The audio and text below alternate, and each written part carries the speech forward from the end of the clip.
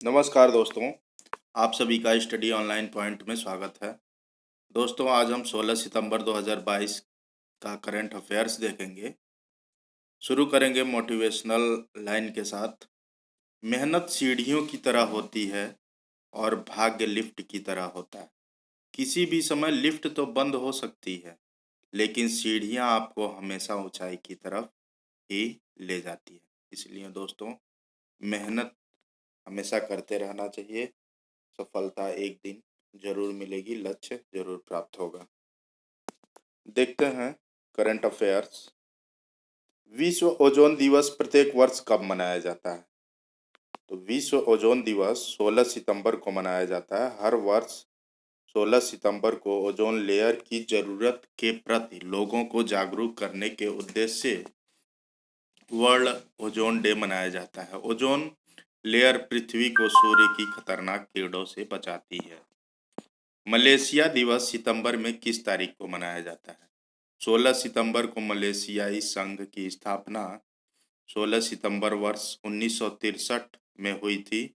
इस उपलक्ष्य में हर वर्ष 16 सितंबर को मलेशिया दिवस के रूप में मनाया जाता है। 16 सितंबर को किस देश में स्वतंत्रता दिवस मनाया जाता है? तो पापुआ न्यू गिनी में 16 सितंबर को स्वतंत्रता दिवस मनाया जाता है। 16 सितंबर 1975 को पापुआ न्यू गिनी ऑस्ट्रेलिया से स्वतंत्रता की याद दिलाता है।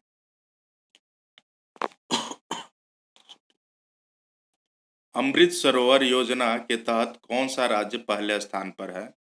तो उत्तर प्रदेश है। जल संरक्षण और संचयन के मकसद से भारत सरकार द्वारा चालू की गई अमृत सरोवर योजना में उत्तर प्रदेश राज्य देश में प्रथम स्थान पर रहा है। भारत के प्रधानमंत्री नरेंद्र मोदी जी के ड्रीम प्रोजेक्ट अमृत सरोवर के तहत उत्तर प्रदेश राज्य में कुल 8,462 झील के निर्माण हुए हैं। किस राज्य में 32 करोड़ रुपए की लागत से हड़प्पा संस्कृति का सबसे बड़ा संग्रहालय बनाया जा रहा है? तो हरियाणा में बनाया जा रहा है। हरियाणा के हिसार जिले के नारनौद उपमंडल में स्थित राखी गढ़ी, जहां अंतर्राष्ट्रीय म्यूजियम का काम 1.5 साल में पूरा हो सकेगा। यहाँ लगभग 32 करोड़ रुपए की लागत से अत्याधुनिक संग्रहालय बनाया जा रहा है।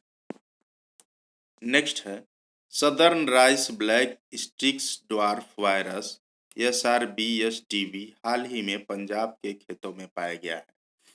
यह वायरस किस जीनस प्रजाति का है? तो यह वायरस जो है फीजी वायरस परिवार से है। चीन में पाया जाने वाला SRBSDV वायरस पहली बार हाल ही में भारतीय राज्य पंजाब के खेतों में पाया गया है। यह 10 double stranded ribonucleic acid RNA segment के जीनोम के साथ गैर आच्छादित नॉन इवलप्ड इकोसाहेड्रल वायरस है, जो जीनस फीजी वायरस परिवार प्रजाति से है। 7 दक्षिण एशियाई फुटबॉल महासंघ सफ अंडर-17 चैंपियनशिप खिताब किस देश ने अपने नाम किया है? तो ये भारत ने किया है। भारत ने हाल ही में को फाइनल में एकतरफा रूप से नेपाल को 4-0 से परास्त कर दक्षिण एशियाई फुटबॉल महासंघ सैफ अंडर-17 चैंपियनशिप खिताब जीत लिया। भारतीय क्रिकेट खिलाड़ी जिनके ट्विटर पर 50 मिलियन फॉलोअर्स होने पर वे पहले क्रिकेटर बन गए हैं। तो विराट कोहली बने हैं। ट्विटर पर 50 मिलियन फॉलोअर्स की संख्या होने पर विराट कोहली पहले ऐसे क्रिकेटर बन गए हैं जिनकी ट्विटर फॉलोअर संख्या इतनी ज़्यादा हो गई। देश में तीसरा बैंक जो हाल ही में 5 करोड़ के मार्केट कैप क्लब में पहुंचने वाला तीसरा बैंक बना, तो SBI बना। SBI बैंक 5 करोड़ के मार्केट कैप क्लब में पहुंचने वाला देश का तीसरा बैंक है। इस बैंक से पहले HDFC बैंक और ICICI बैंक यह उपलब्ध हासिल कर चुके हैं। मैग्डेलेना एंडरसन ने हाल ही में अपने किस मंत्री पद से इस्तीफा देने की घोषणा की है? तो ये स्वीडन की प्रधानमंत्री मैग्डेलेना एंडरसन ने इस्तीफा देने की घोषणा की है प्रधानमंत्री पद से। स्वीडन की प्रधानमंत्री मैग्डेलेना एंडरसन ने प्रधानमंत्री चुनाव हारने के बाद हाल ही में को अपनी प्रधानमंत्री पद से इस्तीफे की घोषणा की। हाल ही में किस पाकिस्तानी पूर्व क्रिकेटर अंपायर का 66 वर्ष की आयु में निधन हो गया? तो असद रऊफ हाल ही में अंतर्राष्ट्रीय क्रिकेट परिषद आईसीसी एलीट पैनल के पूर्व अंपायर पाकिस्तान के असद रऊफ का 66 वर्ष की आयु में निधन हो गया। ट्विटर पर 50 मिलियन फॉलोअर्स वाले दुनिया के पहले क्रिकेटर विराट कोहली बने हैं। जाओ लोरेको किस देश के राष्ट्रपति बने हैं? तो अंगोला के। लोरेको अंगोला के दूसरी बार राष्ट्रपति बने हैं। 74वें प्राइम टाइम एमी अवार्ड्स 2022 में ड्रामा सीरीज की कैटेगरी में सर्वश्रेष्ठ अभिनेता के पुरस्कार किसने जीता है? तो ये अभिनेता ली जंग जे ने जीता है। दक्षिण कोरिया के अभिनेता ली जंग जे ने Korean drama series squid game के लिए सर्वश्रेष्ठ अभिनेता का पुरस्कार जीता है। 74वें प्राइम टाइम एमी अवार्ड्स 2022 का आयोजन लॉस एंजल्स के माइक्रोसॉफ्ट थिएटर में किया गया है। जिस तरह फिल्मों के लिए ऑस्कर अवार्ड दिए जाते हैं, उसी तरह ये टेलीविजन इंडस्ट्री का प्रतिष्ठित अवार्ड्स है। प्राइम टाइम एमी अवार्ड्स 2022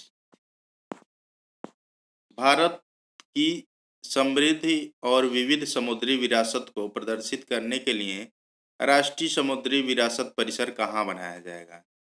तो राष्ट्रीय समुद्री विरासत परिसर गुजरात स्थित सिंधु घाटी सभ्यता के ऐतिहासिक शहर लोथल में बनाया जाएगा।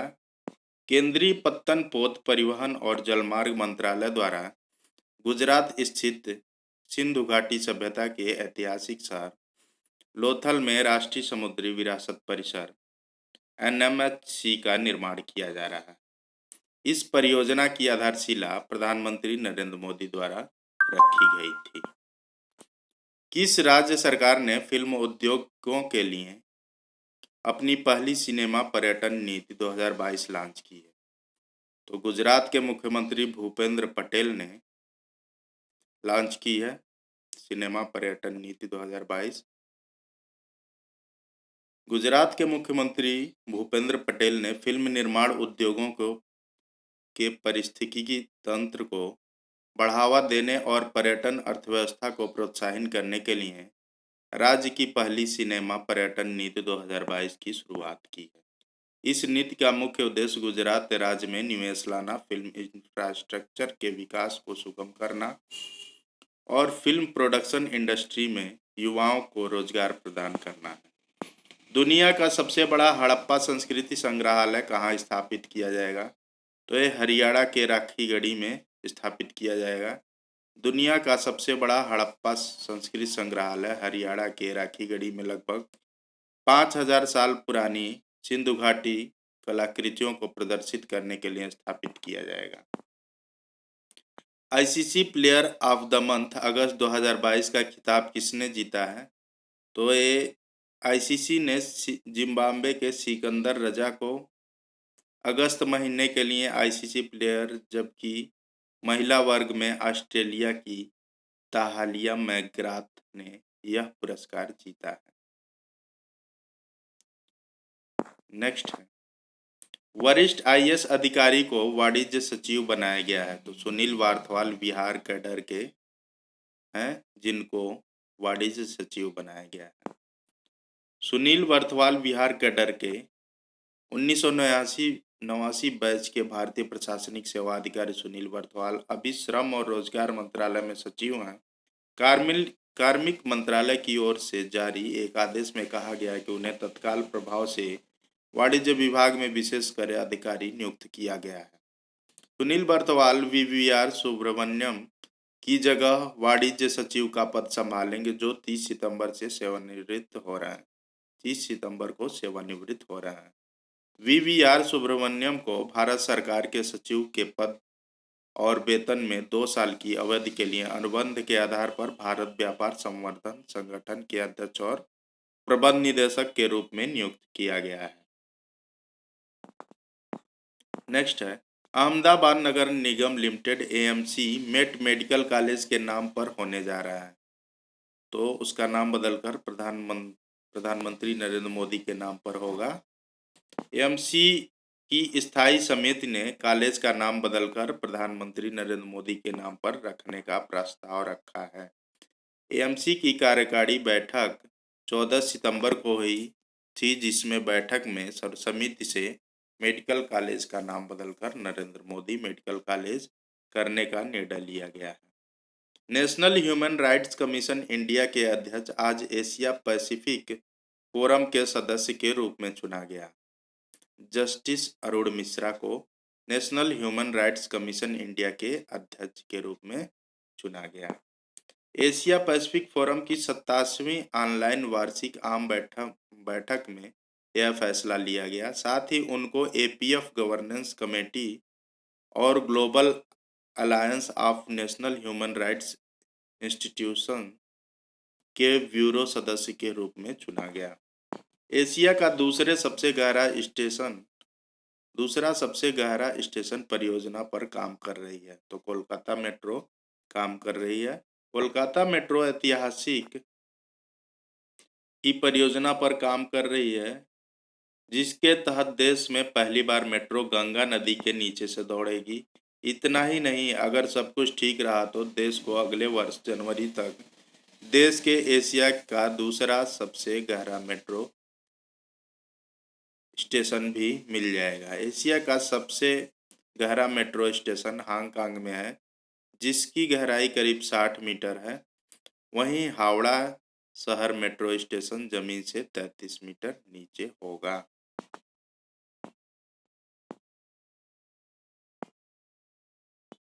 नेक्स्ट है, उच्च प्रौद्योगिकी केंद्र CHT द्वारा आयोजित 3 दिवसीय 15 से 17 सितंबर 2022 25वीं ऊर्जा बैठक कहां पर आयोजित की है, तो ये मुंबई में किया गया है। हिंदुस्तान पेट्रोलियम कारपोरेशन लिमिटेड के सहयोग से पेट्रोलियम और प्राकृतिक गैस मंत्रालय MOP&NG भारत सरकार के तत्वाधान में उच्च प्रौद्योगिकी क्षेत्र CHT द्वारा आयोजित 3 दिवसीय 15 से 17 सितंबर 2022 25वीं ऊर्जा बैठक मुंबई में किया जा रहा है। इससे पहले इस बैठक को रिफाइनिंग और पेट्रोकेमिकल्स टेक्नोलॉजी मीट के रूप में जाना जाता था।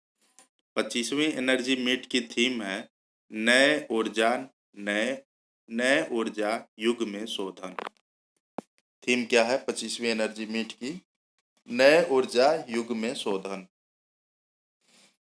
नेक्स्ट क्वेश्चन है, भारत का पहला लिथियम आयन सेल निर्माण संयंत्र कहां पर स्थापित किया जाएगा, तो यह तिरुपति में किया जाएगा। भारत का पहला लिथियम सेल आयन सेल निर्माण संयंत्र 16 सितंबर 2022 को अपना परीक्षण शुरू करेगा।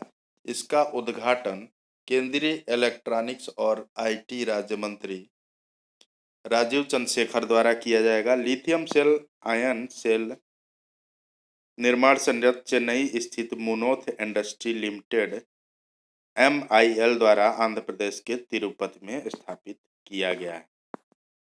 इस तरह दोस्तों 16 सितंबर 2022 का करंट अफेयर समाप्त हुआ। दोस्तों, आप लोगों से निवेदन है कि जो लोग हमारे चैनल को सब्सक्राइब नहीं किए हैं, सब्सक्राइब कर लें और बेल आइकन को प्रेस कर लें, जिससे जो भी नोटिफिकेशन हो और नए अपडेट्स हों आप तक सबसे पहले पहुंचे। दोस्तों, आप लोग वीडियो को अधिक से अधिक शेयर करें, जिससे अन्य लोग भी इसका फ़ायदा उठा सकें। मिलते हैं नेक्स्ट वीडियो लेकर, तब तक के लिए जय हिंद, वंदे मातरम।